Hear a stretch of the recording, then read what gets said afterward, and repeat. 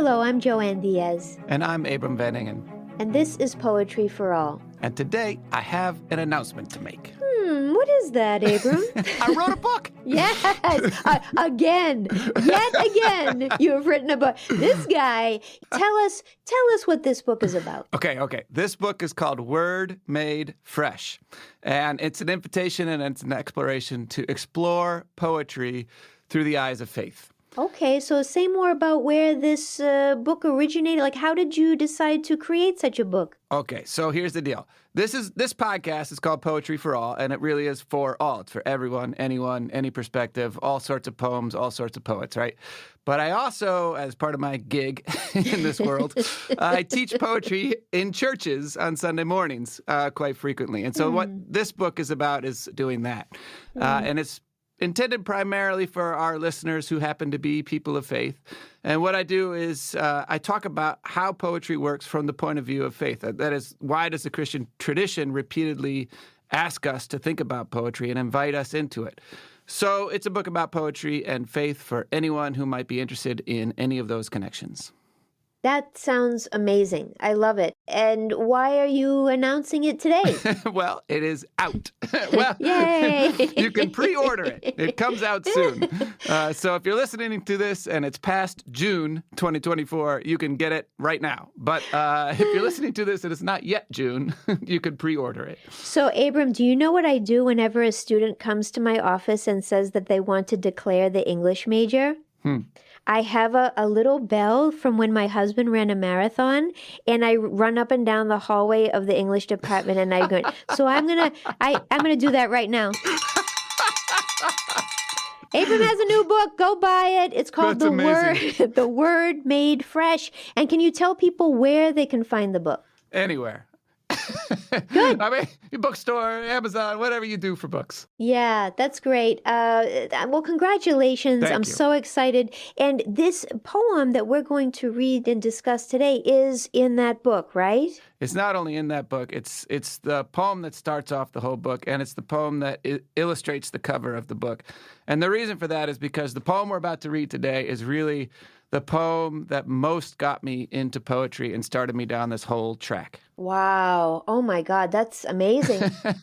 So this is Gerard Manley Hopkins' poem, As Kingfishers Catch Fire. Would you be willing to read it for us? Happy to do so. As kingfishers catch fire. As kingfishers catch fire, dragonflies draw flame. As tumbled over rim in roundy wells, stones ring. Like each tucked string tells, each hung bell's bow swung, finds tongue to fling out broad its name. Each mortal thing does one thing and the same, deals out that, being indoors, each one dwells. Selves goes itself, myself it speaks and spells, crying, What I do is me. For that I came. I say more.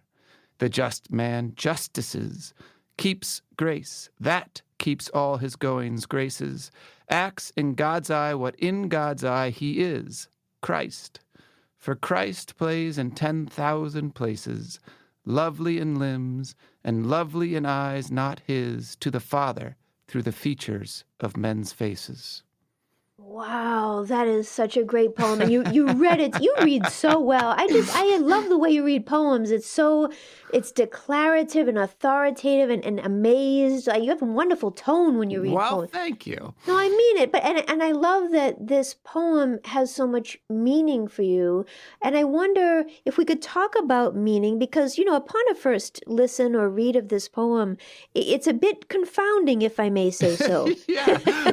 When I read this poem in churches on a Sunday morning, I get a lot of blank stares. Well, we're still trying to wake up. I mean, we're all a little bleary-eyed on a Sunday morning, and then you throw this at us. So where do you even begin? Walk us through this. So I'll say that the reason this poem was sort of the door into poetry for me is because when I read this poem the first time, when I heard this poem the first time, the whole point of it became a little bit clearer to me. That is the point of poetry, which is to say it isn't about a pure message wrapped up in garbly language. Yeah. Instead, it's about beautiful or interesting or inviting or compelling language that then is also doing something else. In other words, it's about the experience of language itself. So one of the things I think about with this poem is that the meaning does matter to this poem, and we'll get there. But the first thing to think about is, what did you actually make of the music of the poem? And Hopkins is so driven by the music of words and language. So much of his poetry is just playing with the sounds of language. And this poem is doing exactly that. And so I love this quote by Matthew Zapruder. He's a poet as well. And he says, "The usefulness of poetry has less to do with delivering messages, which we can just as easily get from prose, and far more to do with what poems can do to engage our language, re-enlivening and reactivating it, and thereby drawing us into a different form of attention and awareness." Oh, that's beautiful. And so even as I was listening to you, and I love that quote from Matthew Zapruder, that's so insightful. Can we start with the title? I just read a book called The Nature Fix, which came out a few years ago. It's by Florence Williams, and it's all about how divorced we are from the natural world throughout many hours of each day, and how it has such detrimental effects on our mental and physical health. And so as a result, I think there was a time, and during Hopkins' time for sure, and certainly for millennia before that, where if you asked someone what a kingfisher was, they probably would know. I didn't know what a kingfisher was until I looked up an image on Google, and now I'm seeing this image of a beautiful little bird with a long beak and a beautiful bright orange breast, right? So is that the fire?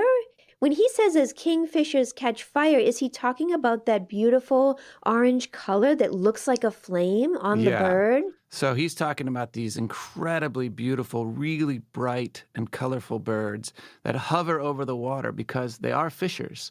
And so they hover over the water, and then in a moment they sort of explode and dive into the water to fish. And so as they catch fire, so the way I imagine, or the way I picture the beginning of this poem, is the poet is just basically wandering around a lake, probably around sunset. So if you could picture that scene, you got these birds hovering over the water that are just exploding with light as they dive into the water to fish. Wow, that's nice. And the dragonflies, too, are drawing the flame of the sun as they hover over the water. And so all of these creatures are drawing that light into themselves as they do what they do that makes them what they are. All right, that's helpful, because I think then the way into this poem is to understand that sound and image are driving so much of the work and energy of the poem that sometimes you have to fill in a word or two here and there because he's compressed the language so much. Because I think if you wanted to read the first line this way, it makes sense. Just as kingfishers catch fire, so too do dragonflies draw flame. Is that right? What it is this description of things in the action of what makes them what they are. Yeah. So one way to understand this poem is that the key line happens right at the end of the 8th line. And for those who don't have the poem in front of them, this is a sonnet. It's 14 lines, but it's actually broken into 2 stanzas. And so the first 8 lines form one stanza, and the 8th line is this, crying, "What I do is me, for that I came." And what Hopkins is basically saying is all things are identified by their actions. What makes them what they are is what they do. And so he's looking at the world around him, and he's describing things by their actions, by what they do, the fishing of the kingfishers, the hovering of the dragonflies in the sunlight. And then in the next couple of lines, a stone falls in a well, strings are plucked, a bell is swung, and you hear the sound of the bell, and so forth. And he walks through these things, and he says, basically, what makes a bell a bell? Well, an empty shell casing of metal is not a bell. What makes a bell is the fact that it swings and makes music. That's a bell. And it's only a bell when it does that. Oh, just as all of us walking around on planet Earth were basically just sacks of meat. But until we speak, that's when things get interesting, right? Yeah. When we become meaning-making animals, when we sing, when we make poems. So there's a comparison there with the bell, isn't there? Yeah, and one of the things I love about Hopkins is he so often makes the poem do what he is describing. And here it's doubly important because if things are what they do, then what makes this poem what it is, except what it does? And so take a look at these lines. You can hear the swinging. Imagine a big bell at the top of a tower, okay? And I'm just going to substitute one word for a couple of rhymes that he's got in here. Each gong bells bow gong finds gong to fling out broad its name, right? So he's making the gonging swing of that big bell in the sentence itself. Each hung bells bow swung finds tongue to fling out broad its name. You can hear that swinging ring of the big bell in those lines itself. Same thing in the lines before. You can hear the strings being plucked, like each tucked string tells. You can hear the strings being plucked. And you can even, if you listen closely, hear the stone echoing down the well when it falls. So here's the echo of the stone. As tumbled over rim in roundy wells, stones ring. Wow. Wow, so every sound choice that he makes is very deliberate and resonant so that then the image of the bell becomes even more powerful because it isn't just like a beautiful tone or pitch. It's resonant and echoing, and it's a sound that keeps going through the poem. Yeah, that's right. Yeah. And so these sounds just build on themselves. And what I love about that first stanza is you get those sounds compacted into the first four lines. You get the image of the kingfisher and the dragonfly. And then in the next four lines, you get a kind of principle. He builds a principle out of this. So he says each mortal thing does one thing and the same. And what he goes on to say is we all do what we are. So everything in the doing of itself speaks itself. And then it ends with that line, what I do is me, for that I came. So that's the first 8 lines. That's the first stanza. You've got sight and insight. You've got these images and sounds in the first 4 lines, and then you've got this broad principle that spells out what he's learning from that in the next 4 lines. Each mortal thing does one thing and the same. Deals out that being indoors each one dwells. What does that mean? Welcome to the wide world of Hopkins. Who knows? Who knows? What? I mean, everybody's got their own version of what that means. You're a professor. I am a professor, so I must have the answers. All right, so let me say this with utter confidence. Yeah. And therefore it will be true. So deals out that being indoors, each one dwells. The idea here, I think, is that what we do in the world is an expression of who we are on the inside. Yes, I get it now. Look, it says, I think, again, you have to insert a word to get the sense of it, but then you have to take the word out in order to enjoy it. So I think it's like deals out that which usually being indoors then comes out of doors once we enact it from within ourselves, right? Yeah. That's the way I read it. Got it. Okay, but the language is so compressed, so economical, and he's so attentive to the rhythms and the percussion in each line that he excises a couple of words there in service of the music, right? Yeah, that's exactly right. Yeah, that's the way I see him doing it. And therefore, you know a thing by what it does. So everything in the doing of some action in the world is basically speaking and spelling one thing. It's saying, this is me. This is myself. This is what I am. And then you go to the final sestet, or 6 lines of this sonnet. And what do you see happening there? So we have talked before about how each stanza is a little room. So whenever you have multiple stanzas, you have to ask yourself, how does each little room have its own composition, and what connects these rooms together? And this poem, I think, does some really interesting stuff. So we've talked before about how a sonnet is basically sight and insight, or a movement from problem to answer. And usually that happens, the problem is the first 8 lines, and the answer is the next 6 lines. But we've already seen that he's done both of those movements in the first 8 lines. So how can he have 6 more lines? And I think what he's doing here is he's basically saying, I've got this sight and insight in the first 8 lines, and now the question of the next 6 lines is, does this same thing apply to human beings? Yes, and he also is very clear in that first line of the sestet. He says, I say more. So there's a principle of addition and inclusion that begins the stanza, right? Yeah, it's almost like he can't stop himself. It's like, I wrote a complete poem, but you know what? I say more. Yes, I love it. Okay, good. So then what happens? So then I think he gets into this question of what it means that actions define things and whether that's true of human beings. And so he says, I say more, the just man justices. And I just love that phrase because basically what he's saying is it's like a whole philosophical principle boiled down to 4 words. The just man justices. What he's saying is there is no such thing as justice in the abstract. Justice is where justice gets done. Justice is an action in the world. So if you want to look for justice, you have to look for where justice is happening. And therefore, justice is more properly a verb than a noun. And so he makes it a verb. He says, the just man justices. That's what makes the person just.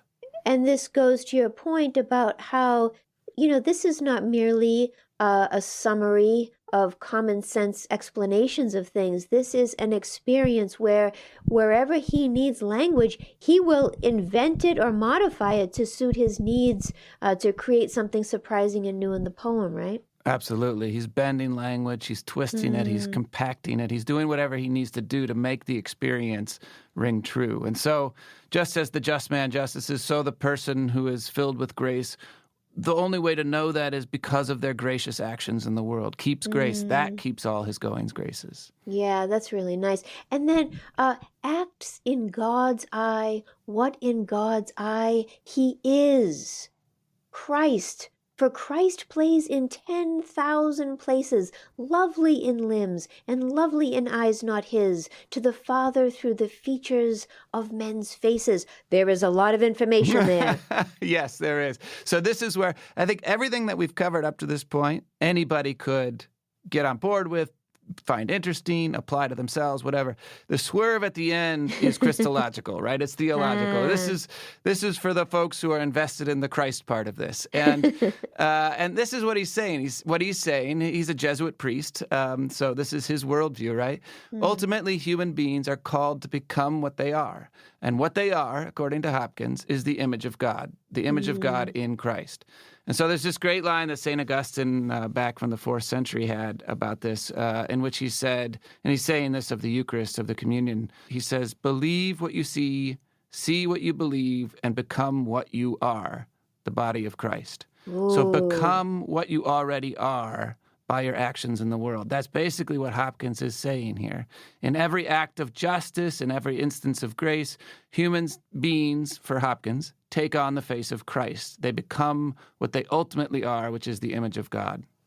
Wow. Okay, I'm just going to sit here for a minute. I mean, that's like mind-blowing. Whoever you are and whatever your subject position or belief system is, to be told to become what you already are is a very powerful thing to suggest, because I think we're told that life is a journey of self-discovery and you have to search for meaning, and this is kind of stopping that. It's like, look, no, just stop and be the thing you are. You already have the equipment to do this, right?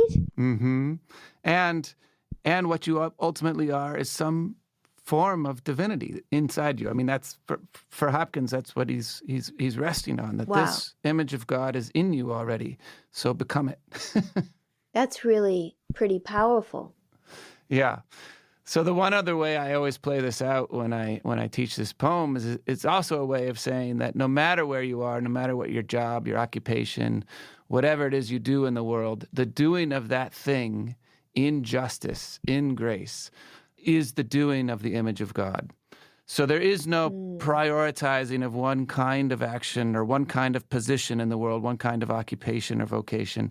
They are all, each of them, the possibilities, the places where Christ plays before the Father through the features of all of our faces. I find this very moving. I mean, you know by now I'm a fallen heathen.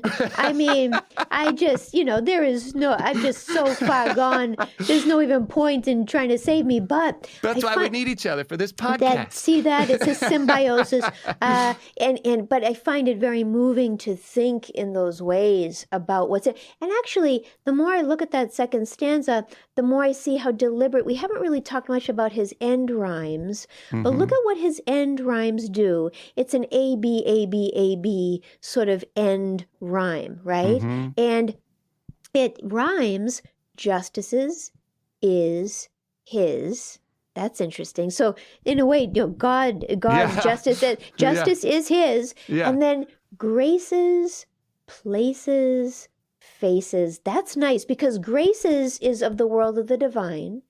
Places is 10,000 places all over planet Earth. And then faces is so personal, it's so intimate, it's so individuated. I love that it lands on men's faces and looking to the features of men's faces to see the grace of God. Isn't that amazing? Imagine if you were to approach each person, including yourself, but each person with the potential to have an encounter with the grace of God. Ooh. Yes. Yes, which is exactly what he's putting down in this very compact, tight poem.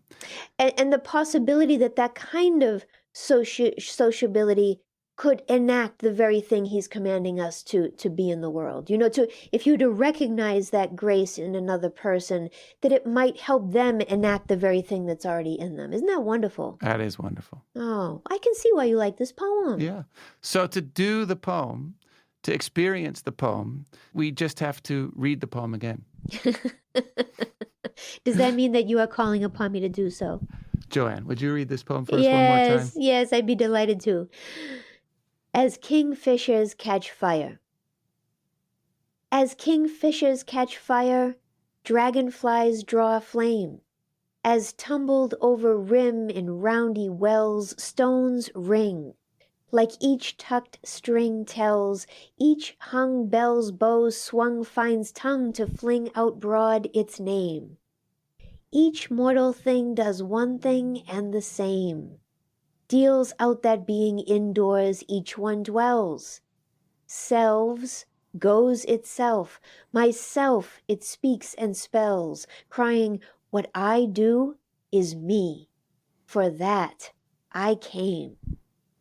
I say more, the just man justices, keeps grace, that keeps all his goings graces. Acts in God's eye what in God's eye he is, Christ.